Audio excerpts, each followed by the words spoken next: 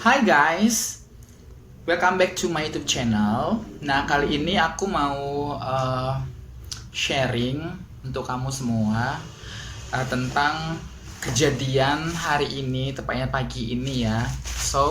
Jadi ceritanya aku itu mau ngeklaim BPJS ketenagakerjaan aku. Jadi sebenarnya hari ini adalah hari Senin, hari Jumat yang lalu aku udah kesana jam tengah 8 pagi. Nah ternyata antreannya sudah full. Terus aku disuruh datang hari Senin. Terus dia bilang kalau bisa lebih cepat. Bahkan ada yang jam 6, ada yang tengah 6 sudah nyampe di depan kantor BPJS Ketenagakerjaan di Pekanbaru. Ya. So aku sudah datang tadi pagi. You know guys, aku itu udah nyampe jam tengah 6 pagi, pagi-pagi buta untuk mendapatkan nomor antrian. Dan aku tadi punya teman satu, cowok, kita berdua, jadi dia nomor 1, nomor antriannya, aku nomor 2, nomor antriannya, ya. Oke, ceritanya, memang hari ini aku dibilang kesel, dibilang marah, dibilang,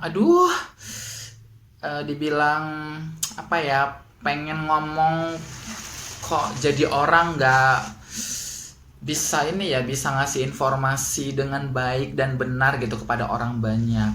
Jadi langsung aja aku sudah nyiapin berkas nih. Sebenarnya aku udah resign dari bulan 12 untuk pekerjaanku yang terakhir. Nah, sebenarnya ini ada dua yang mau aku klaim. Pekerjaan aku yang sebelumnya itu ada BPJS ketenagakerjaannya. Nah ini yang pertama dulu ya, kayak case yang pertama. Nah, jadi yang pekerjaan aku yang pertama itu dulu aku pernah ngajar di salah satu sekolah swasta. Itu kayak di perkebunan gitu guys. Terus sial banget, mereka itu ternyata nggak ngasih tahu kalau aku itu dapat BPJS ketenagakerjaan dan itu sudah dipotong-potong. Aku hampir setahun kerja di situ, ya. Ketahuannya adalah di saat aku pas melanjutkan BPJS ku di bulan 1, kan bulan 12 2019 aku udah resign kan. Nah, dari bulan 1 aku mau klaim, cuman saran dari BPJS sayang dilanjutkan aja. Terus akhirnya aku direvisi lagi ya. Jadi aku bayar lebih lagi dari yang sebelumnya. Terus aku mikir, ya deh ngapain juga diklaim, orang juga belum butuh banget gitu kan. Nah, itu bulan 1, bulan 2 kejadiannya. Di situ ketahuannya, Mbak, ternyata itu ada BPJS-nya yang di kerja sebelumnya loh. Udah pernah kerja di sini kan katanya. Oh iya, emang kenapa? Terus dicek lah itu di komputer kan. Ternyata dapatlah datanya aku. Ini ada sekian harganya. Ya nggak banyak sih nominalnya. Kalau cuma 100, 200, 300 ribu ya nggak apa-apa lah ya, aku ikhlasin gitu. Nah tapi ini agak lumayan juga lah ya, bisa untuk untuk hal-hal keperluan penting gitu guys. Jadi aku mikir kalau dikumpul lumayan juga gitu kan sama yang terakhir. Nah akhirnya dia ngomong tuh, terus caranya gimana kalau misalnya aku kan nggak dapat kartunya tuh dari yang sebelumnya, terus mereka nggak ngasih tahu, nominal juga nggak dikasih tahu, terus dia ajarin seperti ini nanti setelah itu di screenshot. Nah aku udah screenshot tuh, ini dia hasilnya, ini berkas-berkasnya guys, aku udah screenshot ya, sama seperti yang si orang BPJS itu ngomong gitu loh langkah-langkahnya. Nanti screenshot, terus lengkapin surat resignnya, atau aku nggak ada ya, itu cuman surat pengalaman kerja aja yang sebelumnya. Nah seperti ini, aku udah screenshot kan. Nah, seperti itu. Sama nanti lampirkan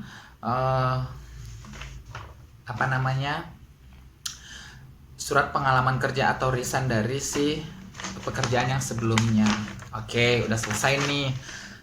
Jadi aku udah persiapin semuanya dan aku minta kirimin kakak kartu keluarga yang asli itu dari kampung. Bayangin coba dari daerah Sumatera Utara menuju ke Riau ya. Sementara itu kakak juga nggak boleh yang aslinya nggak boleh berpindah-pindah tangan. Soalnya kan semua berkas itu sama orang tua gitu kan. Dia takut kalau itu kececer gitu. Nah, jadi aku dikasih waktu cuman sebentar ya itu kakaknya. Ya paling aku bilang cuma seminggu udah selesai prosesinya gitu. Nah, sampailah di sini tadi. Aku udah ngambil nomor antrian nomor 2. Terus jadi aku kira kita ngantri itu dapat nomor antrian udah langsung menuju ke customer service atau ke administrasi. Nggak ada lagi prosedur yang lainnya. Ya kan, beda halnya kalau kita itu registrasi online. Oke. Ternyata udah dapat, disuruh lagi registrasi online. Nah, aku udah isi data aku nggak masuk. Oke. Selanjutnya, untung yang nomor 1 nomor antriannya tadi itu abang-abang itu ngebantuin aku minjam handphonenya kan, terus ternyata bisa handphone dia. Aku registrasi lagi, aku isi formulirnya itu juga failed. Gagal. Oke, ini udah kesel banget nih. Udah jam 5:30 datang, nggak masuk gitu. Akhirnya udah deh, paling aku ngomong aja nanti gitu kan. Kok dataku nggak bisa? Kalau nggak yaudah aku ke customer service aja gitu.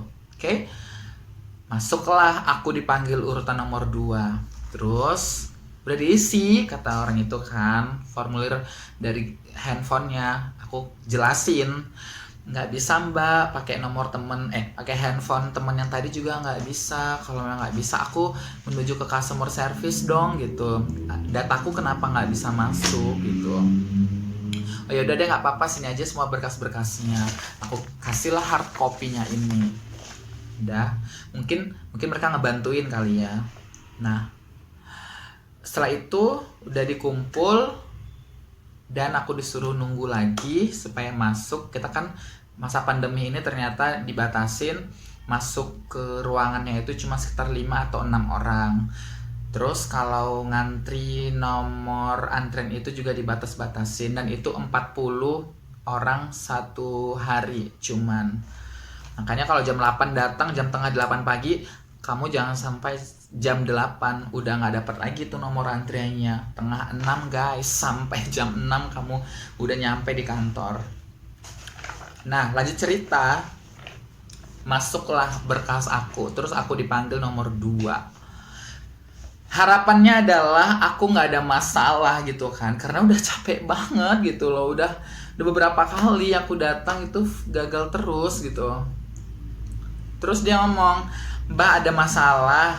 Yang tadi itu, yang screenshot tadi, ternyata bukan di screenshot itunya, nominal dan apa namanya, pokoknya ini hasilnya ya, seperti langkah yang dikasih tahu oleh mbak-mbak yang sebelumnya ngajarin aku gitu. Jadi gimana, aku bilang, yang nanti yang dilampirkan adalah dia contohin kan langkah-langkahnya sama seperti yang aku buat gitu. Tapi ternyata harus ada email. Nah aku nggak tahu gitu emailnya itu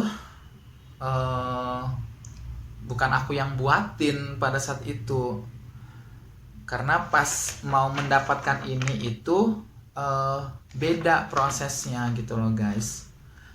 Nah ketepatan aku ada kenal orang dalam di situ kan, terus aku telepon terus minta kasih tahu gitu, tolong dong dibantuin gitu kan. Hanya emailnya aja, hanya itu aja. Kalau bisa aku sih harapannya dibuatin dia kan udah selesai kan, tinggal kirim fotonya aku print gitu loh. Akhirnya aku udah pulang dengan kesel gitu. Terus dia ngomong lagi, bisa sih mbak ke antrian F, nanti akan dibantuin. Sementara tadi si abang itu ngomong aja sama yang mbak kenal itu biar dibantuin. ya. Jadi aku udah sempat pulang, udah capek. Terus ya aku kasih tahu, tadi katanya sama abang gitu, ini aku udah pulang, kalau bisa ya minta tolong dong dibantuin, aku bilang gitu kan. Ya sebenarnya mbak tadi kalau ke F itu nggak ribet kata dia gitu. Nah seharusnya kan yang pertama adalah masukan dari aku nih untuk BPJS ya. Si mbak yang kemarin yang ngajari aku itu seharusnya dia ngasih info yang benar dan jelas. Kalau enggak kan sebenarnya aku nggak screenshot, aku sudah dapat langkah-langkahnya. Nah itu maksud aku, jadi orang itu harus ngasih informasi yang benar dan jelas. Kalaupun kita ikut pelatihan, belajar, biasa ya kalau kerja itu ada pelatihan, kita itu fokus gitu loh, benar-benar belajar supaya nanti kita keluar, apalagi kita produk jasa gitu loh ya, kita harus menyampaikan ke orang lain dengan baik dan benar jelas. Kasihan kan, ini masih aku loh, mending orangnya yang agak nalar sedikit. Kalau misalnya orang-orang awam yang daya tangkapnya di bawah aku kan kasihan, harus bolak-balik gitu loh guys. Nah selanjutnya yang kedua adalah yang tadi yang customer service yang pertama. Seharusnya kan dia itu nganterin aku dong ke antrian F gitu loh. Oke mbak, ntar dibantu ya kesini, seperti kata teman aku yang di dalam itu kan. Aku udah sempat pulang gitu loh. Nah kalau enggak kan udah aku tunggu di situ. Ini enggak disuruh pulang atau disuruh hubungi lagi, ngulangi lagi gitu. Berarti aku datang lagi ngulangi lagi guys, pagi-pagi lagi gitu loh. Nah jadi buat kamu ya, nah ini sharing pengalaman aja. Sementara yang nomor 1 tadi, nomor antrian 1 yang orang yang bantuin pakai handphonenya juga fail, gagal. Aku tanya kenapa gagal, kartu keluarganya yang bermasalah, kartu keluarganya sudah direvisi, nggak ngerti lah masalah kartu keluarga, jadi dia harus ngulangin lagi. Bayangin coba, aduh ribet nggak sih? Sementara ya Allah, setahu aku ya kalau produk-produk jasa gitu sih ya seharusnya dibantuin lah ya gitu. Kayak aku ya kerja di LSM, kita pasti bantuin dong masyarakat, pasien-pasien, info itu jelas gitu loh. Sebelum mereka misalnya mau klaim, mau ngambil obat, mau ke rumah sakit, kita jelasin dulu semuanya gitu. Dan supaya mereka tuh nggak bolak-balik guys gitu loh. Jadi ya ini masukan buat ya teman-teman BPJS ketenagakerjaan, next time itu ngasih info yang baik, benar dan jelas gitu ya. Apalagi nggak semua orang yang datang ke situ ke kantor itu adalah orang-orang yang cepat nangkap ya kan, yang ilmu teknologinya itu tinggi. Kayak tadi aja aku lihat pas nomor antrian yang lain itu ada bapak-bapak banyak yang nggak paham gitu kan, harus minta ajari lagi, seperti itu loh. Jadi masukan, mudah-mudahan kedepannya lebih baik lagi gitu guys. Nah kayaknya sih aku bakalan cari produk-produk jasa yang lain aja deh gitu, entah di bank gitu kan, atau merek-merek yang lain yang rasa aku ketika dia presentasi pas ngejelasin kayaknya oke nih, bagus banget penjelasannya, penyampaiannya bagus gitu.